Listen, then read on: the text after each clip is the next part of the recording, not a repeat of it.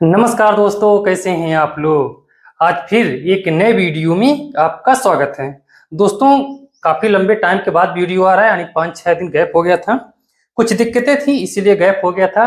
खैर, अब इधर रेगुलर वीडियो आएगा, तो आप लोग वीडियो में बने रहिए। आज हम लोग समझते हैं दोस्तों, जो अपना टॉपिक रहेगा, विश्व के प्रमुख संगठन जो जो जो है, ठीक है, जो कमेटियां हैं, संगठन है, उसके बारे में हम लोग समझेंगे।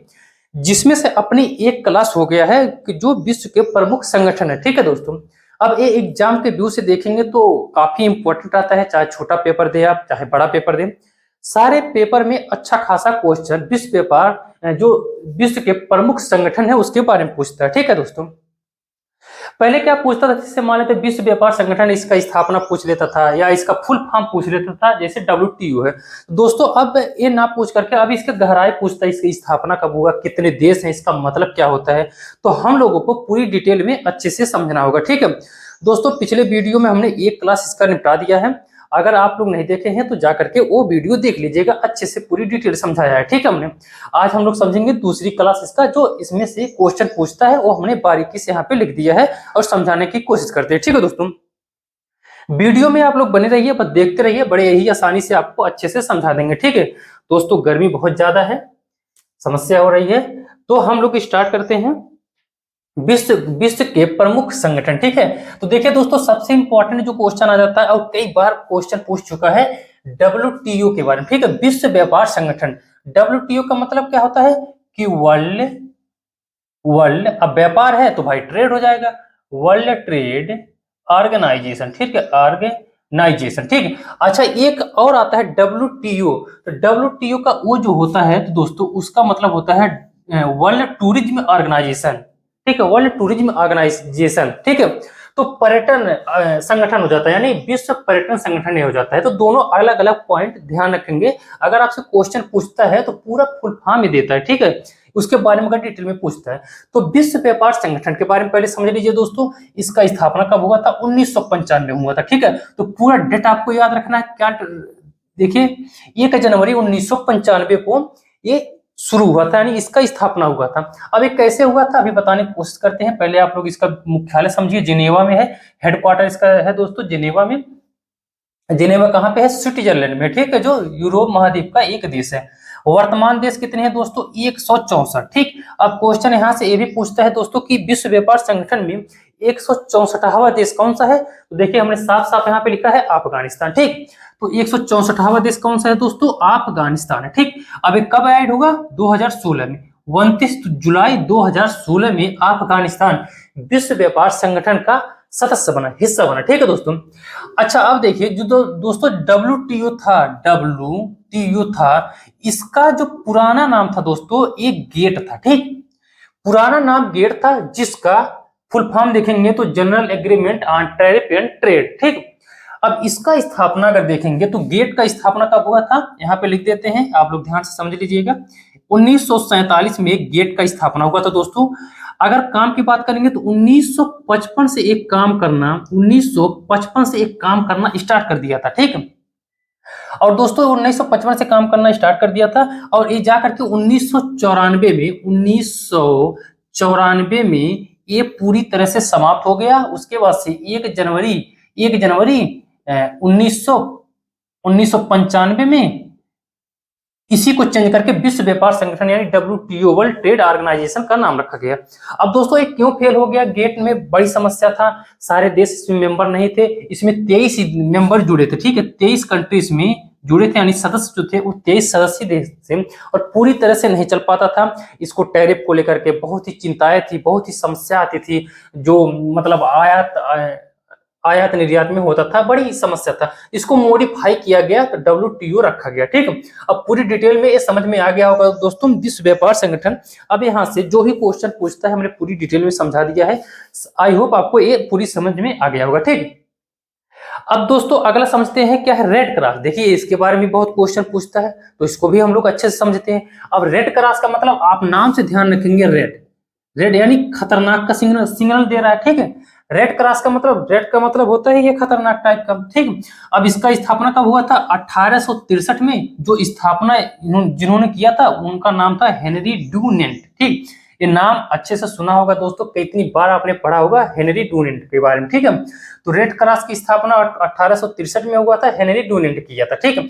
इसका मुख्यालय भी जिनेवा में है, जो स्विट्जरलैंड है, ठीक।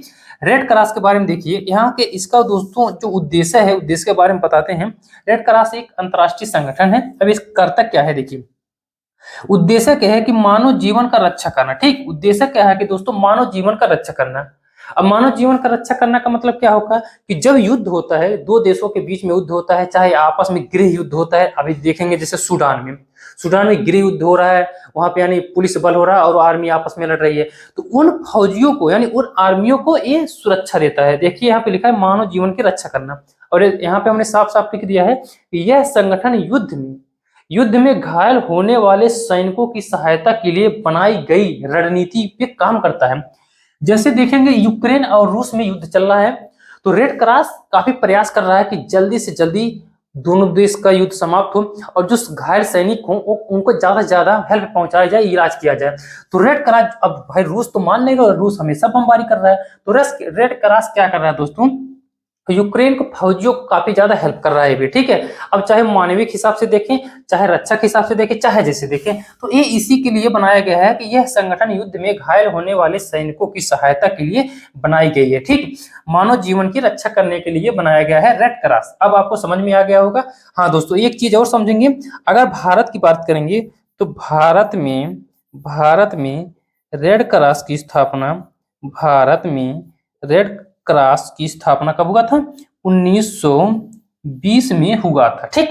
भारत में रेड क्रॉस की स्थापना 1920 में हुआ था दोस्तों, ठीक। इतने पॉइंट आपको ध्यान रखने होंगे। अब देखिए अगला पॉइंट, बहुत बार क्वेश्चन पूछ चुका है ब्रिक्स के बारे में, ठीक है, कितनी बार पूछ चुका है और छोटे बड़े पेपर में समय पूछ चुका है। तो ब्रिक्स क्या है, ठीक है, ब्रिक्स भी एक ऑर्गेनाइजेशन है, संगठन है, ठीक। इसका पहले स्थापना देखिए दोस्तों, स्थापना कब हुआ था, 2009 में हुआ था, ठीक। इसका मुख्यालय यानी हेडक्वार्टर कहाँ पे है, संघाई कहाँ पे है दोस्तों, चीन जो संघाई शहर है दोस्तों, काफी डेवलप शहर है, काफी जबरदस्त बढ़िया शहर है, जो चीन का संघाई शहर है, ठीक है। अब देखिए दोस्तों ब्रिक, पहले इसका ब्रिक्स देखिए, अब ये यस जोड़ दिया गया ना, लेकिन पहले इसका नाम ब्रिक हुआ करता था, ब्रिक्स नहीं था, यानी यस नहीं जुड़ा था, ब्रिक हुआ था। अब ये नाम है कंट्री का, जो ब्रिक्स दोस्तों एक कंट्री का नाम है, यानी 2009 में चीन के अगुवाई में स्थापना किया गया ब्रिक्स देशों का, ठीक है, ब्रिक्स ने ब्रिक देशों का।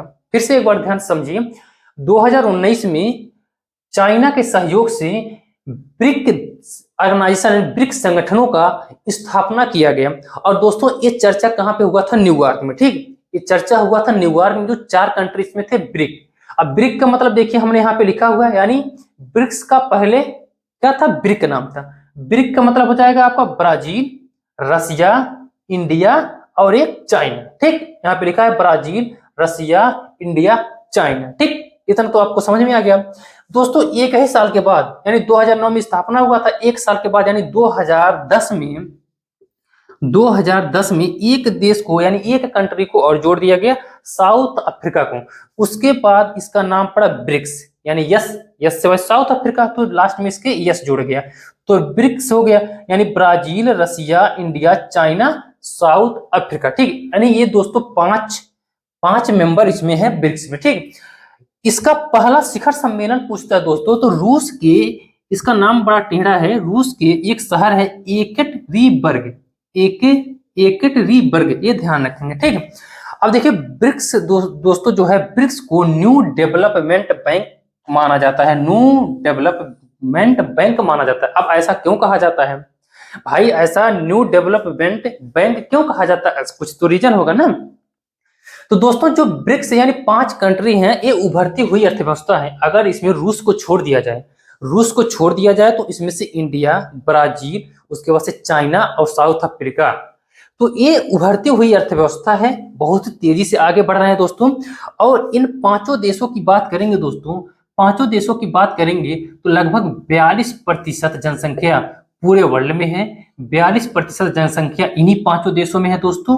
और अगर जीडीपी की बात करेंगे, पूरे वर्ल्ड में जीडीपी की बात करेंगे तो दोस्तों 23% जीडीपी इन्हीं पांचों देशों के पास है। पूरे वर्ल्ड की बात कर रहे हैं दोस्तों, ये वर्ल्ड में चल रहा है, यानी 42% जनसंख्या पूरे वर्ल्ड में है इन्हीं पांच देशों के पास।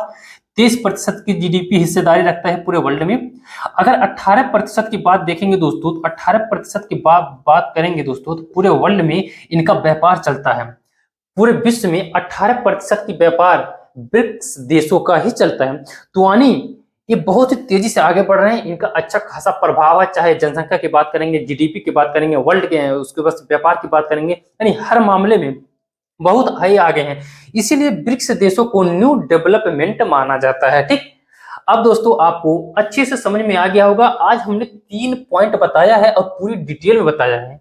आपको अच्छे से उसको समझ लेना होगा, अच्छे से अपने खोपड़ी में बैठा लेना है दोस्तों। क्वेश्चन यहाँ से बहुत बारीकी से पूछता है, एक भी क्वेश्चन आपसे छूटेगा नहीं अगर पेपर में पूछ रहा है। ठीक है, अब दोस्तों अभी और ऐसे कई संगठन है, उसको भी हम अच्छे से अगले वीडियो में डिटेल में पूरी समझाएंगे। देखिए, आप जितना पढ़ें कम पढ़ें सही है, लेकिन डिटेल में पढ़ें। आप ऐसे नॉर्मल पढ़ लेंगे, ब्रिक्स की स्थापना 2009 में हुआ था। अब वो आपसे पूछ लेगा कि मतलब ब्रिक्स का मतलब क्या होता है, कुछ पता नहीं चलेगा। तो एक भाई आपको पता होना चाहिए ना। अब यही दोस्तों जो ब्रिक देश हैं, इसमें से ब्राजील, इंडिया, उसके बाद से साउथ अफ्रीका, ये कह रहे हैं कि हमको क्या कहते हैं, संयुक्त राष्ट्र संघ में, यानी जो यूएनएससी है, उसमें सदस्यता लेने के लिए बात कर रहे हैं, यानी अस्थायी सदस्यता लेने के लिए बात कर रहे हैं। तो ये पूरी डिटेल में आपको समझना है। आपको शार्ट काट में नहीं पढ़ना। शार्ट काट में पढ़ेंगे क्या पता आपसे क्वेश्चन ऐसा उठा करके उटांग पटांग पूछ देगा, आप मुंह बा देंगे।